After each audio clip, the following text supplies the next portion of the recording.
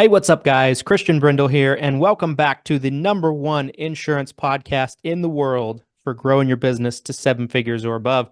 I'm joined with another amazing guest here today.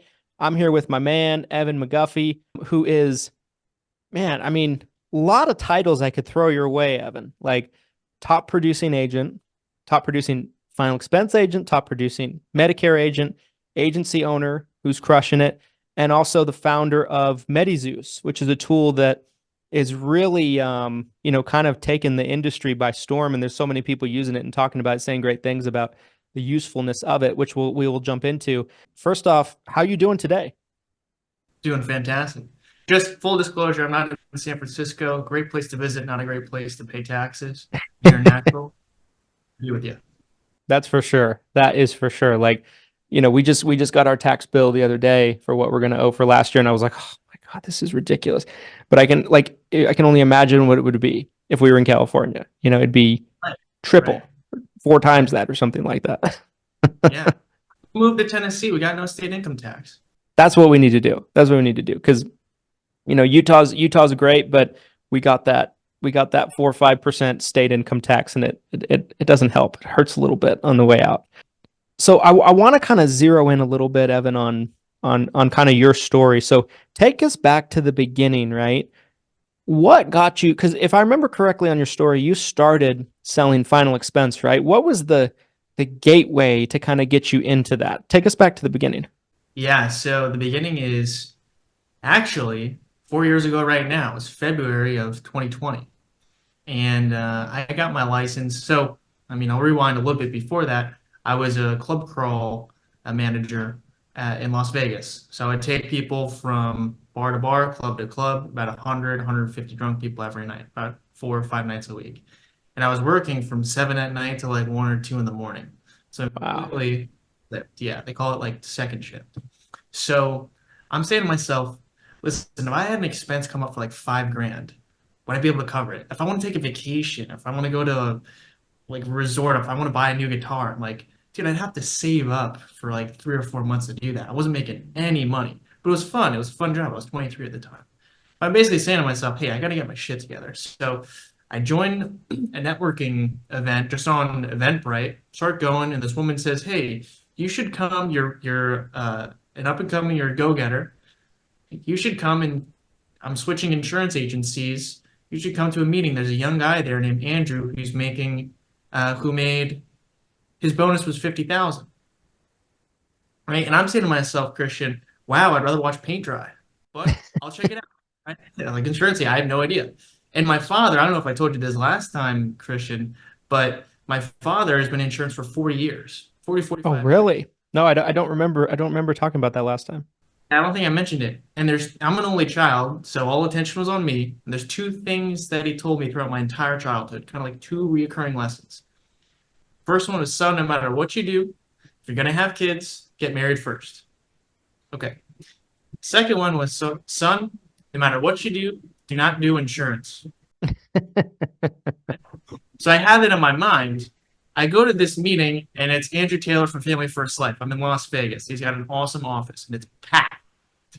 And he goes over his numbers, and he goes over how much he made in overrides, but also and how much his agency did. But then he goes over his bonus, and his bonus was 50K for the month, not for the year. I was saying, oh, he probably made 150,000 and got a $50,000 bonus. Like, that's pretty cool. But no, it's 50K for the goddamn month. So that was on a Monday. I took my test on Friday. Like, I went home, I scheduled my test, took it on Friday. I'm not the best studier, but when there's a will, there's a way. And I passed it on Friday. 2 weeks later, March happens, COVID happens, 2020, everything shuts down. And it's a good thing that I got my license because I would not have been able to take my test. So that's the long answer to how I got into final expense. I got started with Family First Life March of 2020, doing Facebook leads. Excuse me, I wasn't running any ads. Doing Facebook leads and going to town. There was a lot of leads coming in. Right? And in some of the lead vendors at the time, I didn't use, for full disclosure, I didn't use a Lead Hero sponsor. It was great. But I was using like Game Time leads and a couple others, and they Yeah. said influx of leads because all these seniors hear about COVID, they think they're going to die. And there was a lot of leads and it was fantastic. It was a great time to get into the industry. Yeah, absolutely. So you start buying leads, right? You start going out there and selling final expense. Is this in Las Vegas still, or did you move somewhere else? Yeah, this was in Vegas. Yep. Okay, gotcha. So what would you feel? Because I mean, a question I always ask about agents that buy leads and do really well with leads, right? I was an agent that when I was personally producing many years ago, I got really good at being able to handle a multitude of different types of leads, right? And like, you know, some agents would be able to buy a set of leads and they couldn't go anywhere with them. And then I could take the same leads and I could make sales with them. And I imagine that's the same case for you as well, because a lot of agents buy leads. Not all of them are profitable with the leads, but you were. What do you think allowed you to be successful just working leads in that way, right? Like, was there, I'm sure, was it your scripting? Was it your overall salesmanship? What allowed you to really just come out the gate crushing with leads? Yeah, I had no prior sales experience, but I knew that there were two things. One, I had to do it because buying all the leads is not like I had cash. I put money on credit cards. Mm. Okay. Had to do it. And then two, I knew I could. And I'm not afraid to talk to people. I'm not afraid to pick up the phone. I'm not afraid to get rejected. So I know I could do it as long as I put in the work. And that's what the mentors were telling me at the time. And it was true. So I think I spent, I don't know, $600 on my first lead purchase, got like 20 or 30 leads, and went to work and dialed all of them, built up as many appointments as I could. And I door knocked Facebook final expense leads that I couldn't get on the phone. I love it. So you mean it was just basically you're hustling. You know what I mean? You're not afraid to talk to people. So like you don't have that fear to pick up the phone and call people, but you also don't have the fear to go to people's houses and cold door knock and that kind of thing. So you just hustled. And I feel like oftentimes for an agent, especially when they're first starting out, that is the key, right? Are you willing to hustle or are you not willing to hustle? So okay, so you start selling. Oh, go ahead. Go ahead. And this is pretty important. So my father told me throughout my entire childhood, hey son, no matter what you do not get into insurance. So I'm saying to myself in the back of my mind, I didn't even tell my parents that I got my insurance license because I knew, hey, it's not going to work, or hey, you're not going to make money doing it, X, Y, Z. My dad wasn't super successful in it. He didn't go, it was more like this. God love him. So in my head, I'm like, I'm not going to tell my parents that I got my insurance license until after I do 20K my first month. So that was the number that I said. I'm going to write 20K in final expense my first goddamn month. And then when I tell them, they get shoved up their ass. Now, I love my parents, but that was the energy. And it was do or die at that point. Yeah. So, things align. I could call it a line. Like me and my father, and that dynamic was beneficial. So sometimes you just got to fabricate it. You got to find something to be pissed about. Or you got to find an ex to spite about, Michael Jordan would do that. Like somebody would piss him off and then he'd want to just crush the other team, not because he necessarily wants to win, but because he wants to beat you. Yeah. That's sort of mentality. And I think it's funny. I had this conversation recently with somebody, and I feel like a lot of the most successful people find external motivations like that. Like where maybe it's not even something that necessarily is that out there, right? Like, for all maybe you would have, and I don't know, maybe better than I do. Maybe if it didn't go well and you talked to your dad, he would have been like, oh, well, keep at it. It takes time. Maybe it would have been a totally different reaction from what you expected. But taking that driving force and that motivation to be like, I'm expecting this type of reaction if it doesn't go well, and I want to prove them wrong, is such a powerful force. I remember for me, like I'm second generation in the industry as well. When I first got started, I was 20, 21, 22, somewhere in those first couple of years. I remember telling my dad, I was like, by the time I'm 30, I want to make $1 million a year. And I remember him being like, well, son, more or less what he said. I don't remember exactly, but the messaging. Yeah, that's the down version of it. That's the cleaned up version. But more or less what he said was, I don't think that's possible in this business. I don't think that's possible in this industry because he had never done it. You know, his, Right. you know, and I remember just at that time, like really irritating me, and that was a super, super external motivator for me. I think a lot of successful people need to find chips on their shoulder in order to kind of drive them forward on that. True. It's true. Yep. And So, then look at you now, and how good does that feel?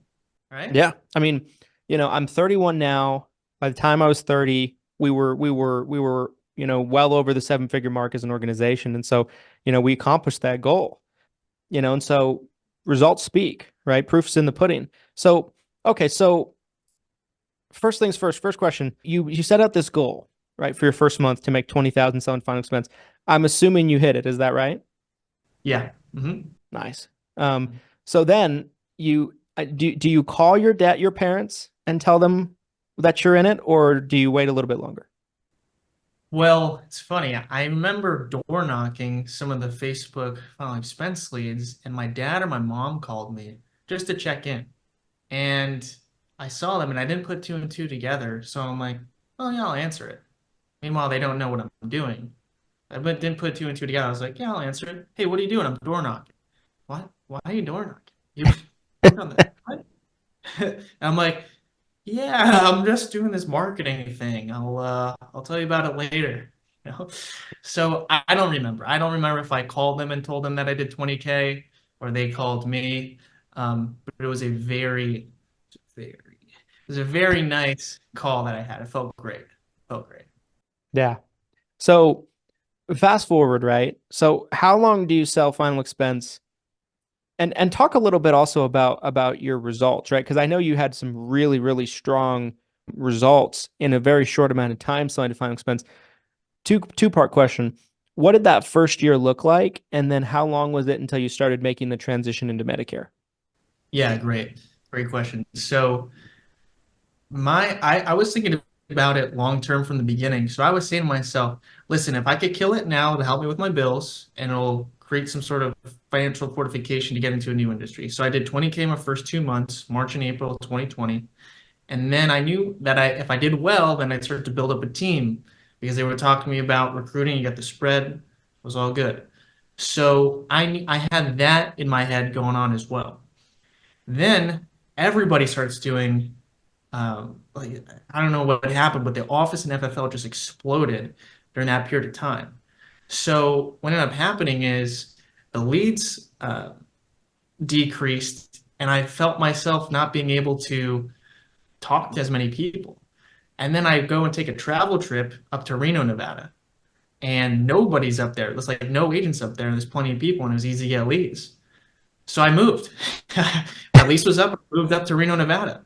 And that's when I got into direct mail final expense.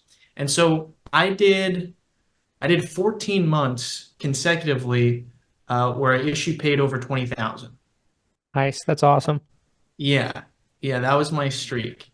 And when I got to Reno, I opened up an office with Sean Mike and Paul McLean and started to recruit and hired my first W-2 employee ever. And I was doing around 20K, between 20 and 30K a month. And then 9 months in, like on my ninth month, which was January of 2021, I did 70K of issue paid business, right?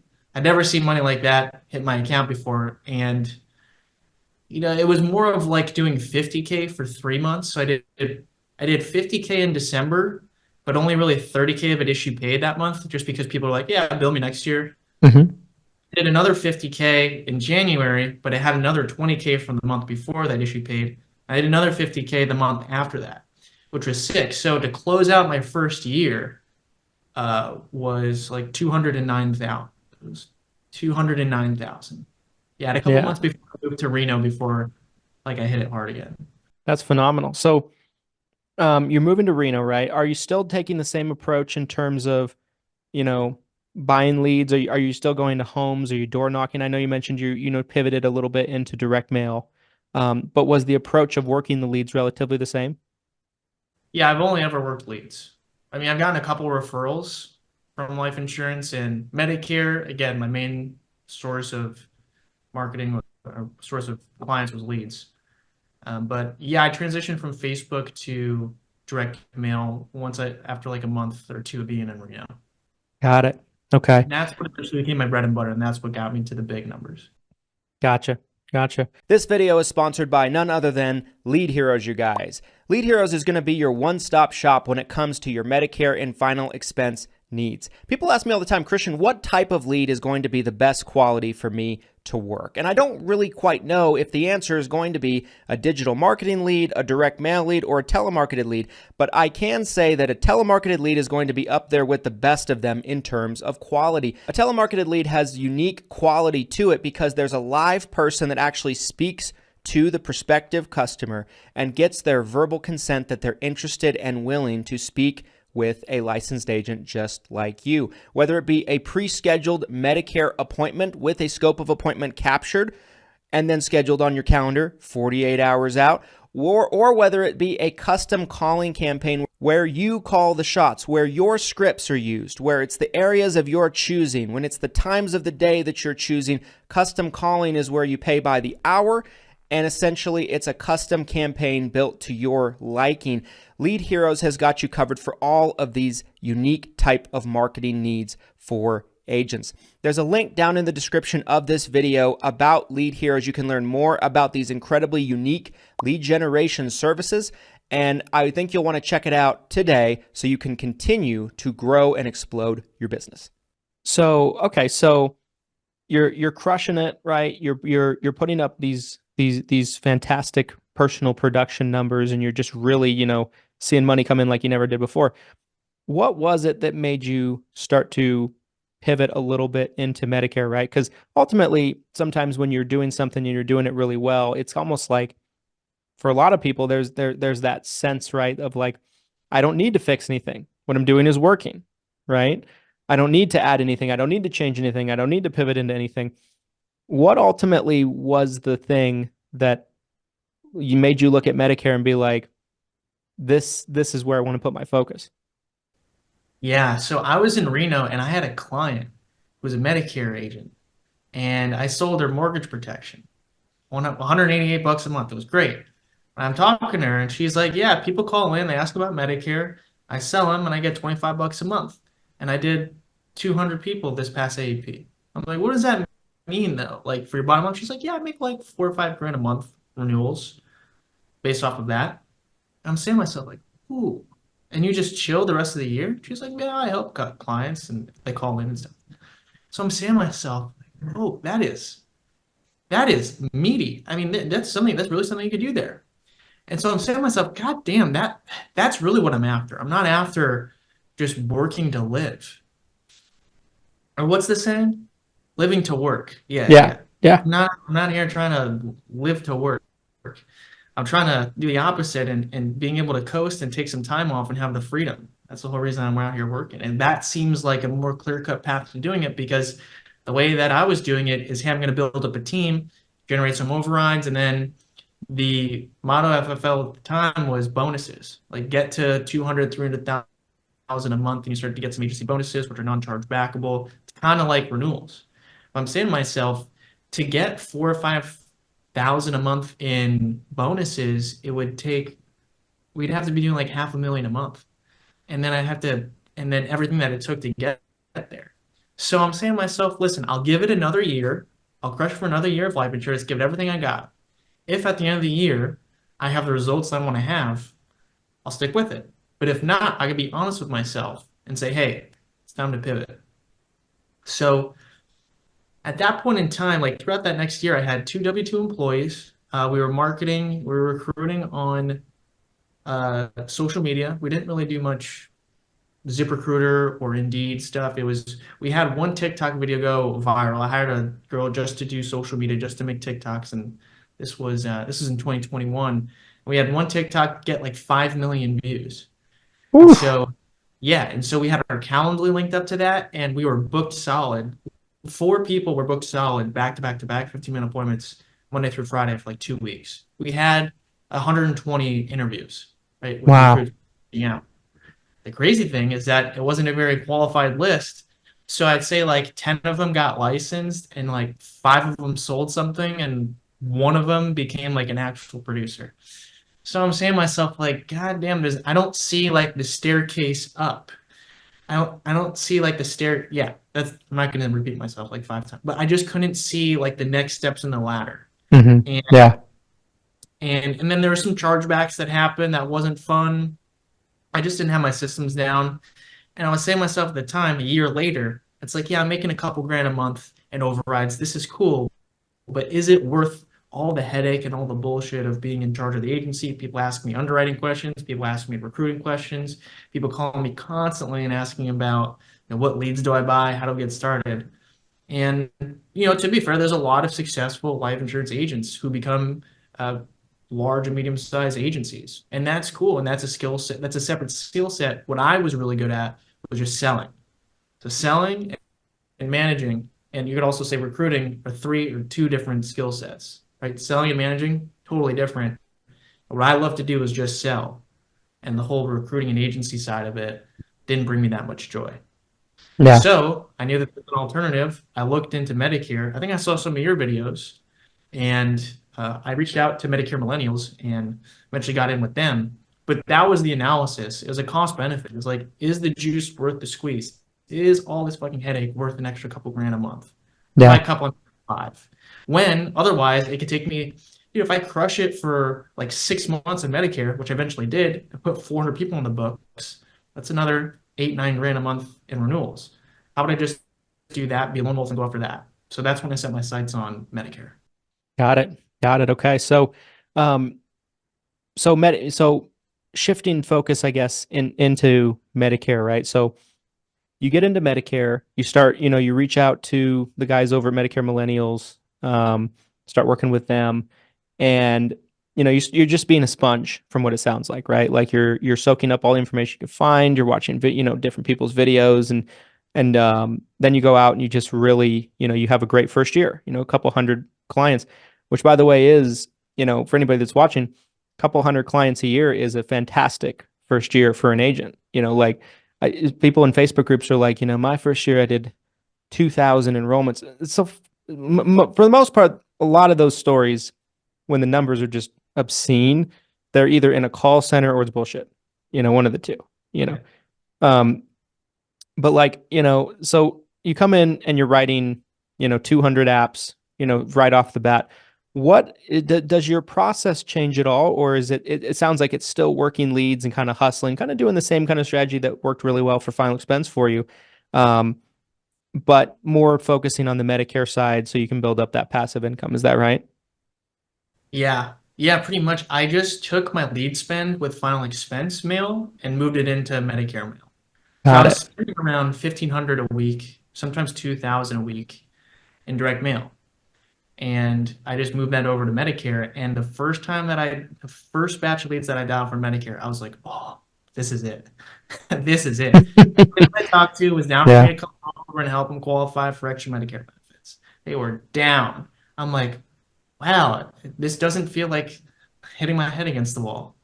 And so that's when I knew, like, oh shit, like I'm onto something. And then the first day in the field, I sold 5, right? So I had like 6 appointments, closed 5 of them, 5 people. I was like $1,500. I'm like, That's fantastic. Yeah. that's a good day, and that's a really good day in the field for final expense too. So I'm saying to myself, if I get paid 300, sometimes 600, but just say $300 per enrollment, and you got the HRA and you got some whatever. If I sell twice as many Medicare policies as final expense policies, then it'll kind of even out cash flow, right? And I won't have to, I don't know any other way to say it. I don't have to be poor for a year, right? Yeah. So as far as cash flow goes, that was another really important thing because I got started in AEP, right? In September and October is when I got started. So I wouldn't even get paid until January. But with that lead flow and that lead spend, I did 400 in my first 7 months, and I did 600 in my first 12 months. Yeah, that's terrific. I wanted to break the record at that FMO, and I did. And I wanted to get, I'm like, how fast can I get to 400? 400 was my number. Like 400 clients, $25 each, 10 grand a month. That's where I want to get. Bingo. So I got it in 7. See, that's terrific. That's fantastic. Um, and I think, to me, I think a story like yours to me is so powerful for agents to hear, especially when they're starting out, because I think agents make it way too hard on themselves at times. Like they're like, I need this, I need that, I need a website, I need all this. Not that you didn't have those things necessarily, but it sounds like the driving force behind a lot of this production numbers that you're putting up is just, good old fashioned elbow grease, and going out into the field and making sales. Obviously, those other things are helpful, but I've always looked at it like they supplement your production. They don't cause your production in a lot of cases. Right. I didn't have a website. I didn't even use Sunfire or Connection. I didn't know. Yes. You know, if I need to go enroll somebody with Humana, I go to Humana.com. Yeah. Jarvis. Somebody showed me Sunfire after that. I'm like, well, this would have been helpful. Yeah. Yeah. I mean, it's and for me the same way. Like when I got started in the business as an agent, it was 10, 11 years ago now. There wasn't even a lot of e-applications for the carriers on their own portals. Like it was mostly paper apps, especially for Medicare Advantage plans. So we had to do paper apps and fax them. People are like, fax, what's that? Today, like, and this wasn't 20 years ago. People hear that and they think like the 90s, early 2000s. No, this was like 2013, 14, 15, you know what I mean? Like 16.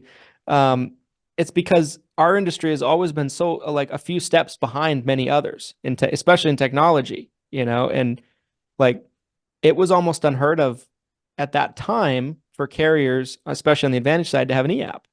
It was just wasn't much of a thing. And so, I feel like, again, agents just, it's very common, I think, for agents to overthink what they actually need to do. They're thinking they need to be an expert at everything. They need to know every little thing about Medicare. They need to be a Medicare encyclopedia.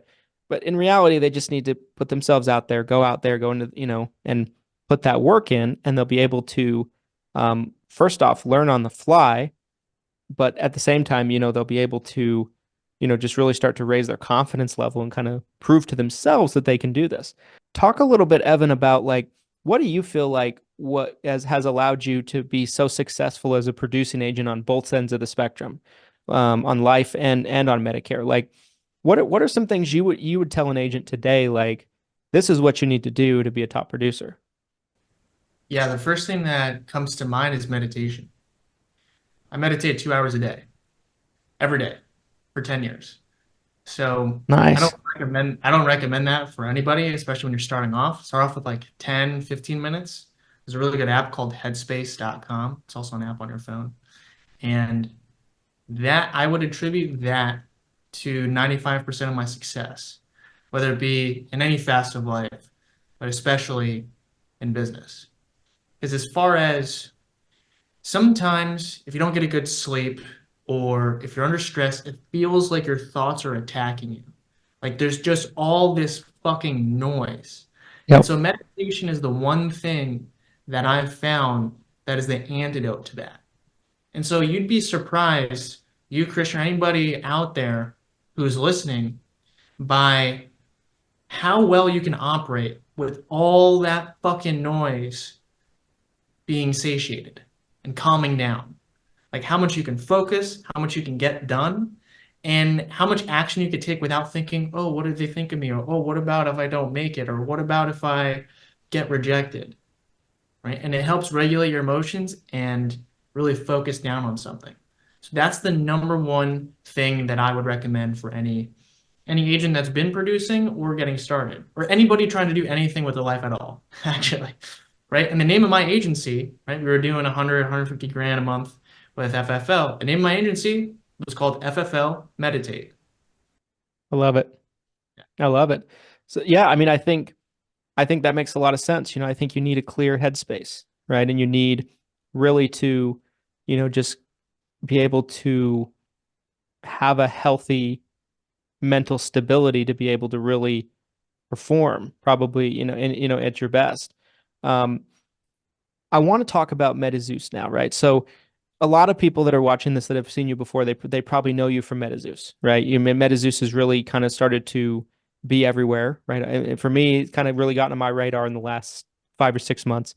Talk about how that came to be. What is the tool? What is the platform? And why is it so impactful for agents? Yeah. So with that 600 my first year, I saw that I was losing clients and I didn't realize it until after I lost them. Right. And I'm saying to myself, there's got to be like, why didn't anybody tell me? There's got to be a program out there. Oh, by the way, side point, I didn't even have a CRM. Just FYI, I just use it. Right. I love it. I love it. I love it because, me in my position, I get asked every day, like, I can't get started until I have this. I can't get started until I have that. I can't get started until I have this. I'm like, why? Why? I didn't have any of that shit when I started. In my mind, I was like, CRMs were for poor people because it distracts you. Right. I mean, they're not, but that's what I thought At the time. Yeah. at the time. And listen, if you're an agent, you don't have like 100 clients, you don't need a goddamn CRM, right? Agreed. 100%. Yeah. So what was I saying? Oh yeah. So I mean, I have 600 people. I don't have a CRM, and I'm looking around. I'm like, why didn't anybody tell me that my clients are leaving? And I'm with like 5 or 6 different carriers, so I'm not checking commissions. I'm just get paid, and I get paid well, so it's all good. So I look on Humana, and in Humana, there's a little thing next to the book of business that says future term report. And I was saying to myself, ooh, so these are all the people that are ending at the end of the month. And then United Healthcare started doing that too. And I'm saying to myself, ooh, that's pretty cool. Now, one thing that I did when I would meet with all my clients, because direct mail, I meet them face to face, a lot of times I would create them a Medicare.gov account, or I'd ask them for their login so I could see exactly what plan that they have, right? Because if they give me 3 cards, I don't know which one is current. So I either got to do it via Marks, but at the time I didn't know what Marks was. So I had to go onto the Medicare.gov account and show me their current plan. Now, sometimes I would look and their current plan would be there, and then it would say the future plan that was starting next month. So I knew that the data was there somewhere, and I knew that Humana and a couple other carriers would show it to you, but they wouldn't tell you where they're going. Mm-hmm. So I'm saying to myself, man, if there's a software out there that can monitor my whole book of business, tell me when a client signs up for a new plan in about 12 hours of them doing it, and then shows me where they're going, that'd be badass. I looked around, I couldn't find it. I was like, I'll pay 200, $300 a month for this. Couldn't find it. So I'll tell you how we developed the prototype. I've never said this publicly before, but I'll tell you because I like it. So I have all my logins on Medicare.gov in the spreadsheet with all my clients. So the original prototype for what would become Medus was actually a Google Chrome extension. So what it did is you had Google Sheets, you had all the usernames and passwords. It would take a username, go into Medicare.gov, log in, and then scrape it, and then put it back into the Google Sheet. And to do that via the extension. So that's what we did. And I talked to my lawyer. The first person I ever hired about this was a lawyer. And I asked him, hey, is this legal? And he said, no. Okay. Well, I do it just for myself. He said, limit it just to yourself, not a big deal. If you start selling this to other agents, that's a no-no. I'm like, okay, well, we figured out a better method. We got the API, CMS, we got it. But at the time, I just wanted to look and see who was leaving. So December of 2022, we ran Medus for the first time on my entire book of business. And I had like 24, 25 people leaving. And I could see their current plan that I signed them up for that year, and then where they were going January 1. And so I saved like 8 of them.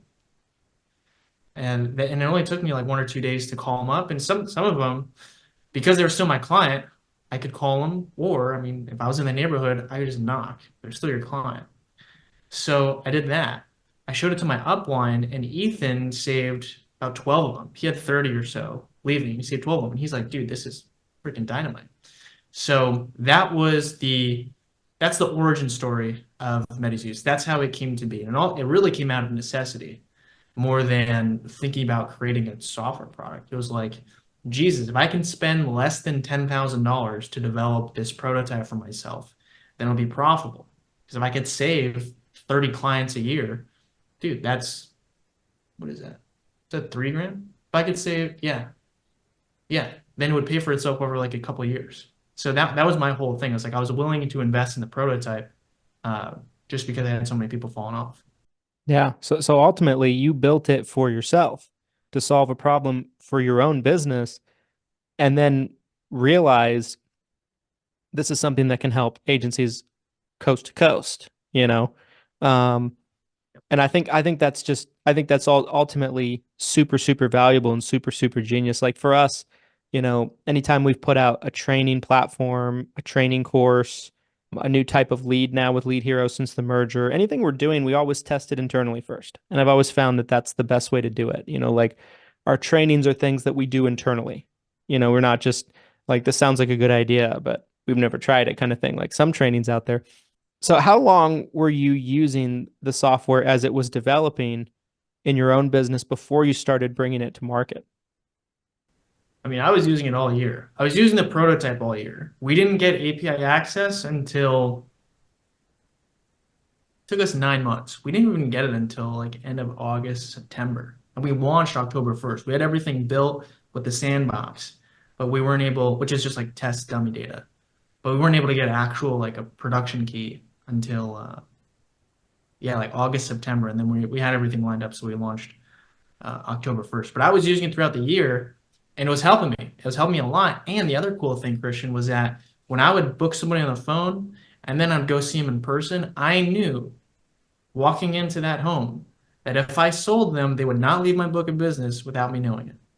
And that was freaking cool because it made Yeah. the appointments more meaningful and it made all the sits more meaningful because I knew that this wasn't just going to be some come and go exercise. This was like, hey, they're my client. I'm locking them in, right?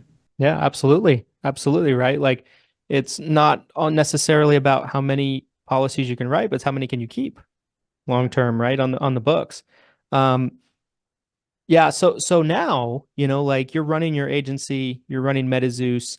Um, would there be any because you've accomplished a really good amount of success and carved it out in your lane over the course, of a pretty short amount of time. I'm not sure exactly how long you've been in the business.